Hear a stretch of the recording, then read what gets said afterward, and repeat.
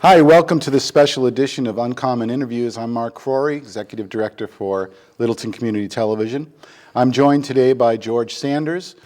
George is a resident of Littleton for how many years now, George? Transplant here for 21. 21 years, still a rookie. And we're here to talk about Black History Month.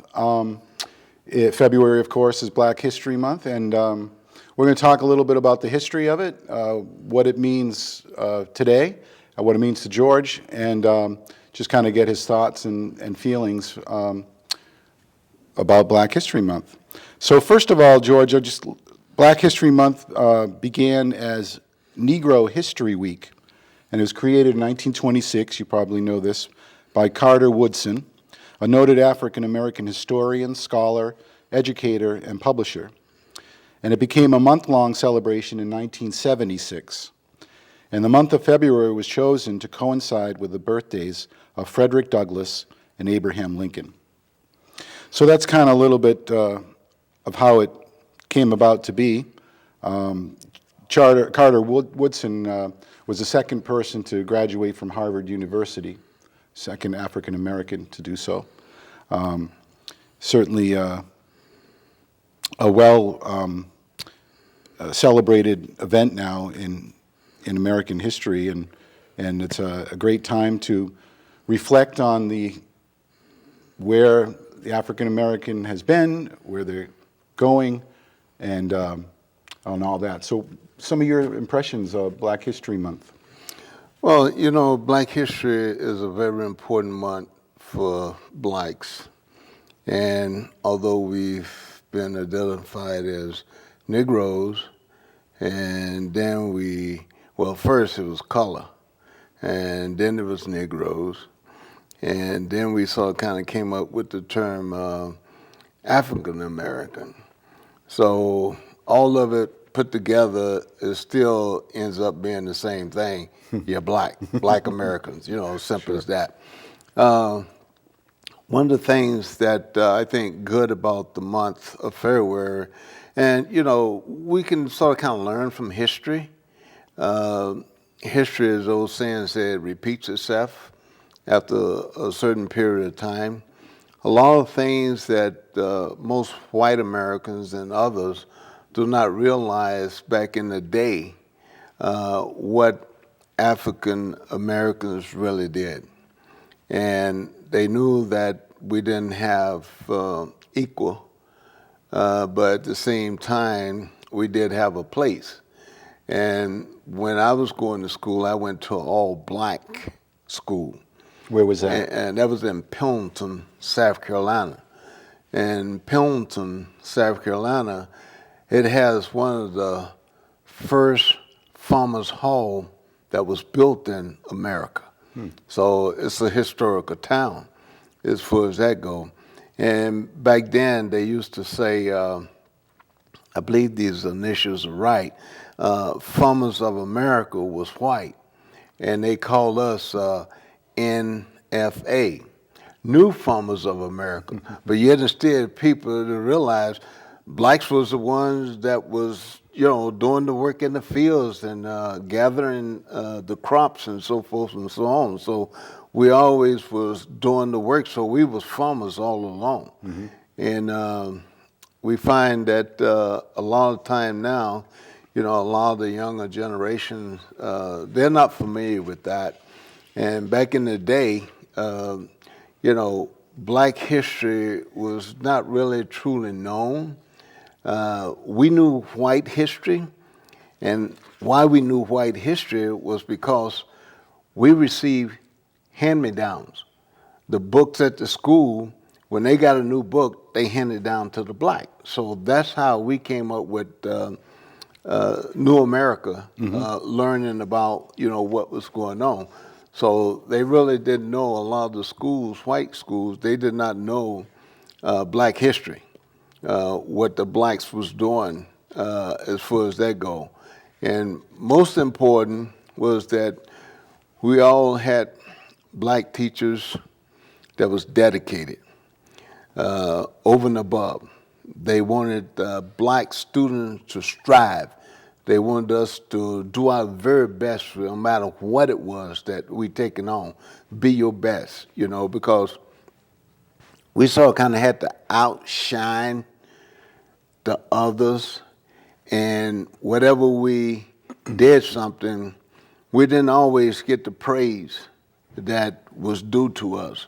But yet instead, we know within us, we gave our best, and we know that we were satisfied with what we did.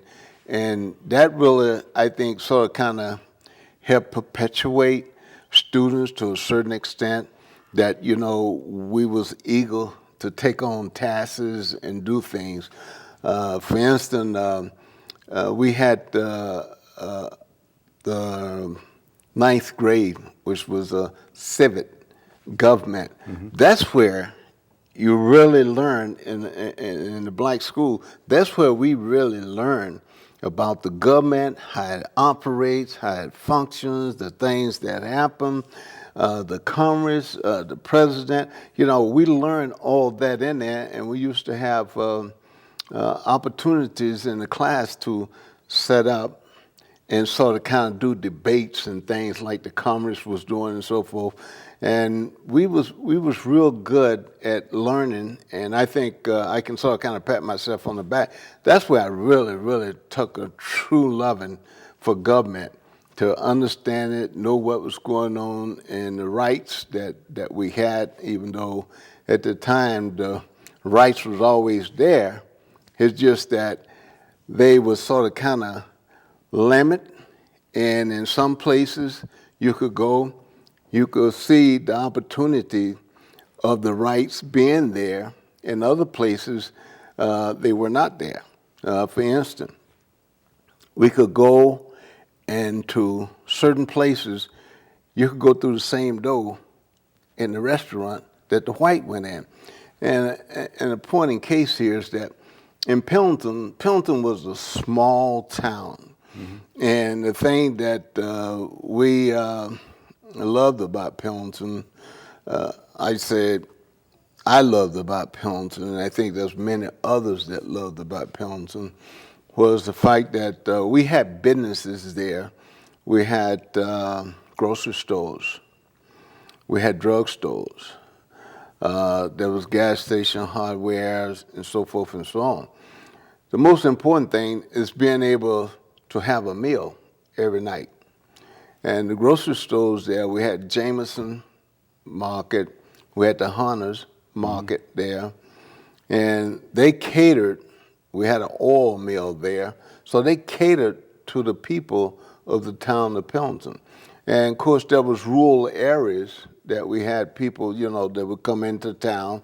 Usually, some of them at the mills, they got paid on Thursday. Others got paid on Friday. So, Saturday was a bonus day.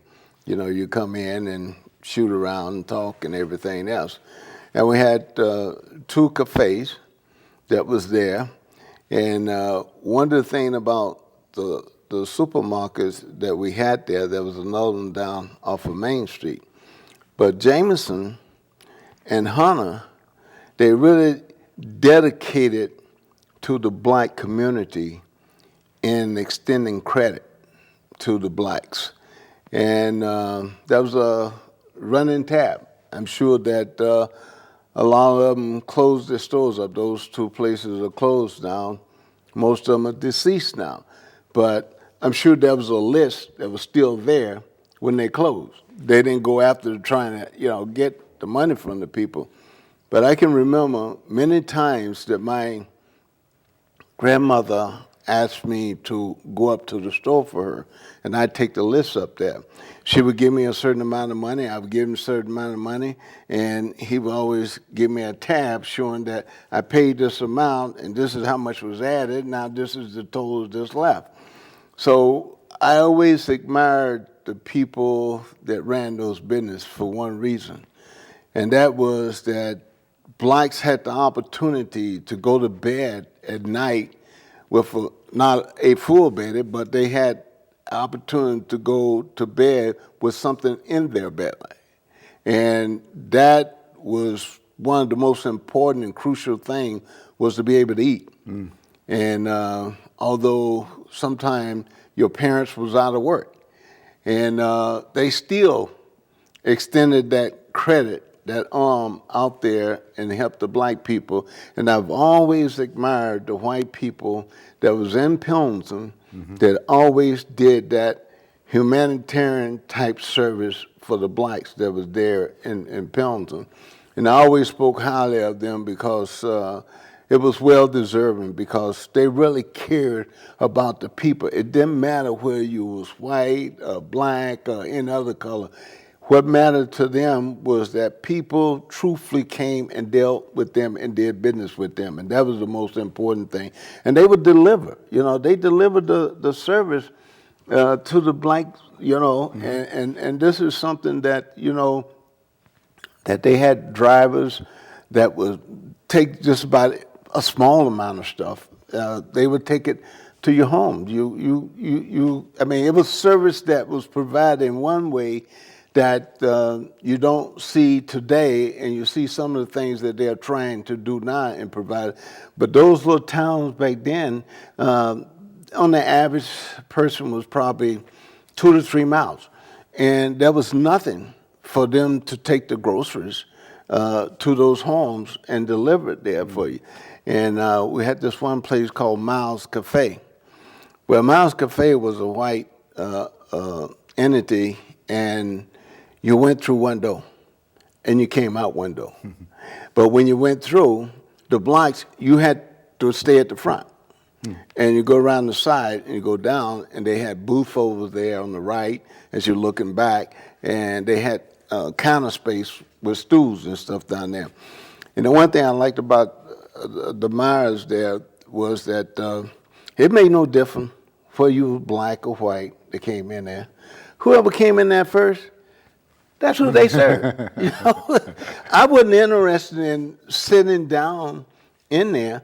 I thought Myers had some of the best hot dogs that was around. So I was interested Until in the you tried Ed's Weenies, right? Yeah, I was interested in the quality of the food that I was getting. So I was getting the same food that he was serving to the white people. So that was important to me.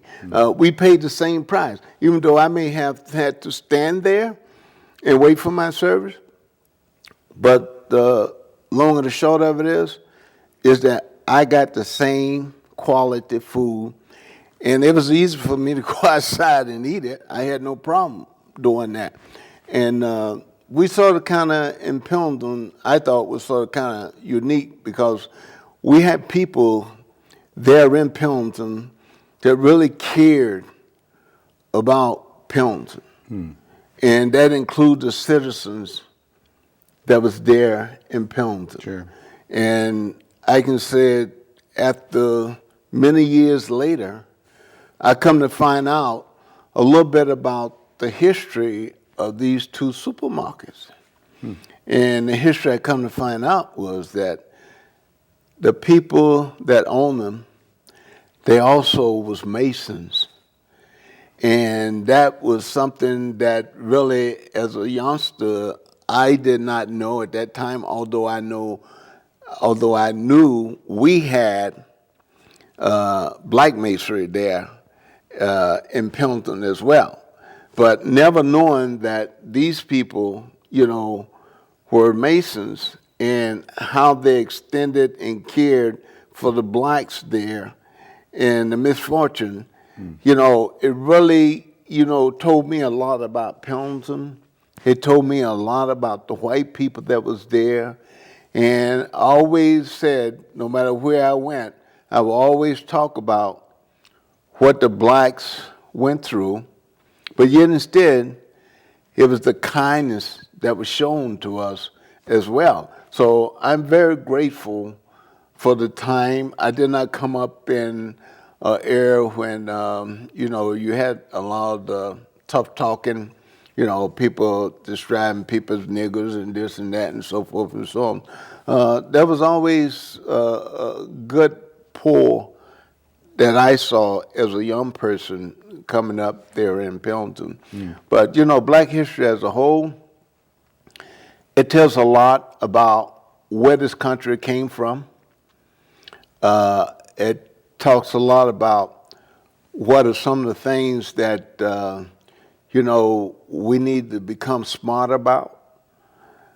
And what I mean smart about is that there are things that we certainly can't undo that is of the past. But yet instead, we have some people that will take and hold that against the person if it's 20 or 30 years old, like what's going on down in Virginia now. I remember when Wallace stood in the door of the University of Alabama and refused to let the two black students enter through the door until President Kennedy took it over and federalized the reserve, the National Guard down there. Well, here's the thing. A lot of people hated George Wallace. They hate him with a passion.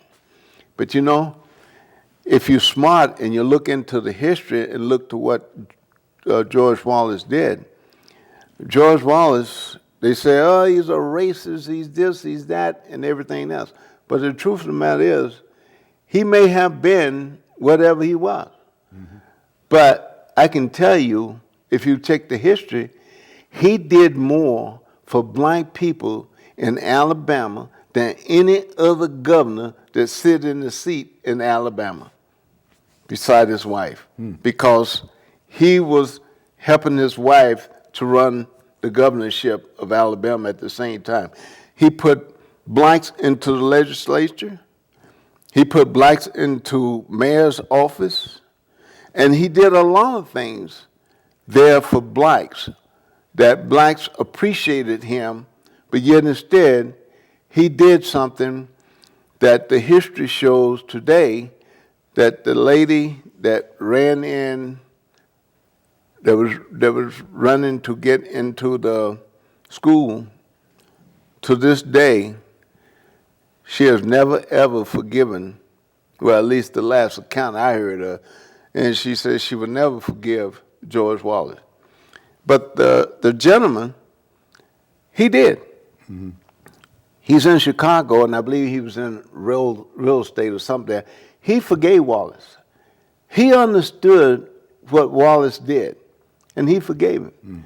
And Wallace, as a governor, everybody has their faults. We all do. But he did a lot of good things. And I think the good things that he did outweighed what they want to say was the bad things that he did. So to me, Black history, we can learn a bit from it because it will tell the story about what happened. When I first went into service, I signed up at a white reserve unit. They told me that I could not serve there, that I would have to travel 30 miles to serve in an all-black reserve unit. And I did. I was in the last, at that time, all-black reserve unit that was in the Department of Defense. And I did a little history here not too long ago. I think it was last year I looked up. And I just wanted to see where that unit was. It was a 307 Smoke Generator Company. And when I joined that unit, the commander, who was a farmer, but he also was a lieutenant, he was a colonel in the reserve. And his brother was my agriculture teacher. And he was a lieutenant that was there. Well, that unit, I think in 1994, somewhere around there, they deactivated. It's no longer an all-black unit. They reactivated, and it is out in California out there now. There's active reserve unit out there. But I served with that unit before I went on to active duty. And as a small youngster growing up, you know, you're always looking to try to make some money, you know, the honest way, you know, work for it, you know, the old-fashioned way. And I found this recapping place uptown, and it had, it was a appliance store and had everything. This gentleman opened up a recapping store back there. So I got a job, you know, in the afternoon. I work on Saturdays and stuff like that. And I used to help him out, cut school a little bit, you know, an hour early and give him a helping hand there. But the thing that I did was that I learned so much. You can't begin to believe the knowledge, the wealth of knowledge that I obtained as a youngster growing up. This gentleman taught me about plumbing. He taught me about electricity. He taught me about repairing washing machines, dryers. I could run a recapping shop, the entire thing.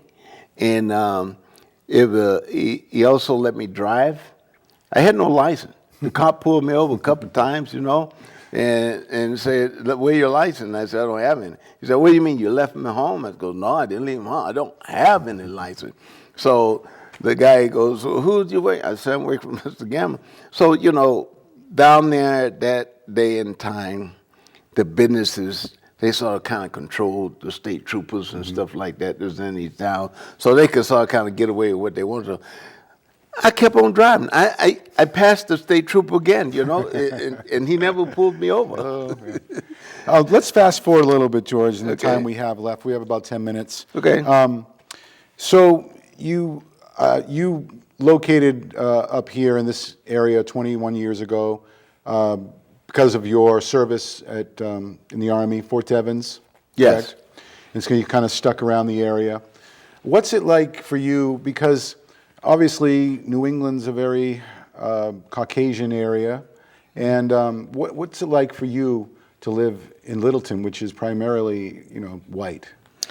Well, you know, there's an old saying that, you know, if you carry yourself in such a way and you respect others, you know, you give it, you bind it to receive it. So I can say that with Littleton, you know, there was many years ago at Devens there, certain towns around Fort Devens, which was made up of Lancaster, Shirley, Air, and Harvard.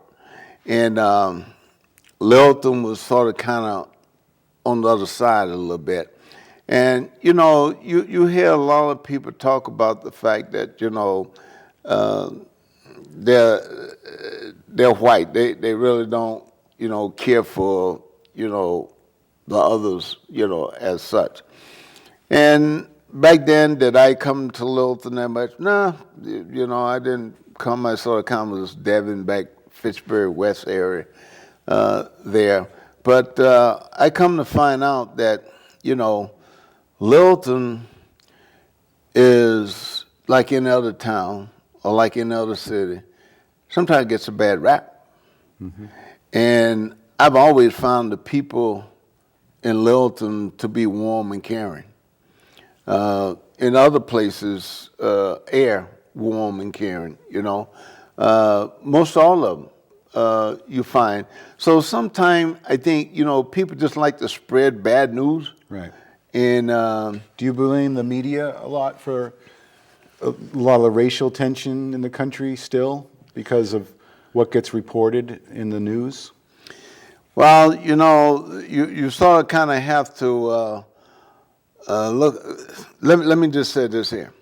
It's a good thing that we have the social media now, because you can see stuff from others that you probably would never see on the national stations that normally carry, okay? So in many sense, they don't always give you what you need. Right. They tell you what they want.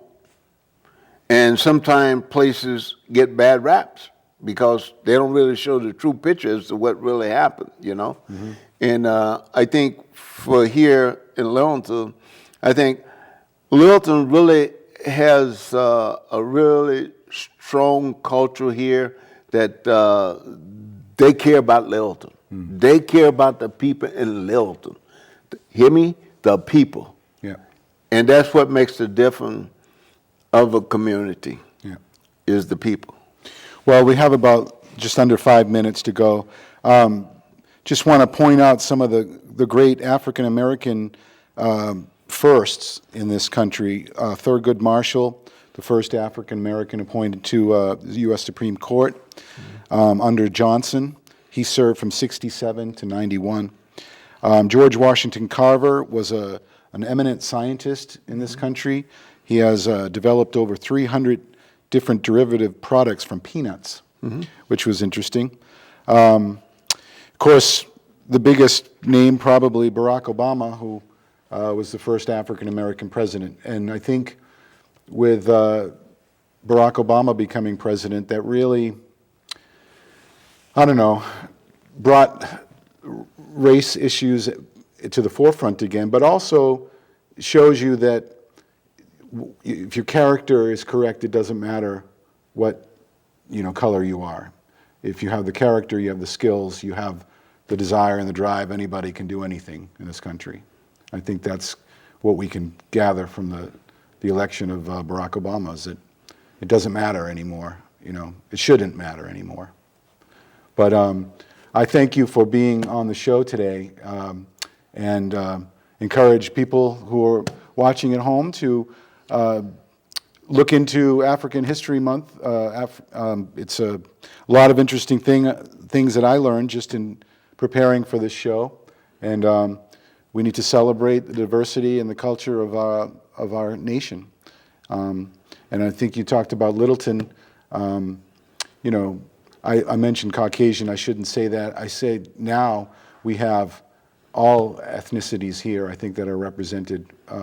When you go to the schools, I cover a lot of events in the schools, and you see a whole rainbow of colors, and it's great to see.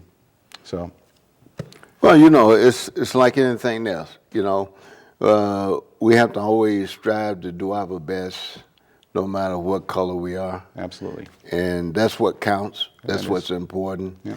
And people should see us through our character. As Dr. Martin Luther King Jr. said. And not the color of the skin. That's right. The pigment of the skin doesn't matter. No. What matters, one, is what you got up here. Yeah. And if you use it wisely and smart, and intelligent will always prevail. We all bleed red. Yep. All right. Thanks, George. Thank you. Appreciate it. Thank you. And thank you for watching and this episode of Uncommon Interview. And we'll see you next month.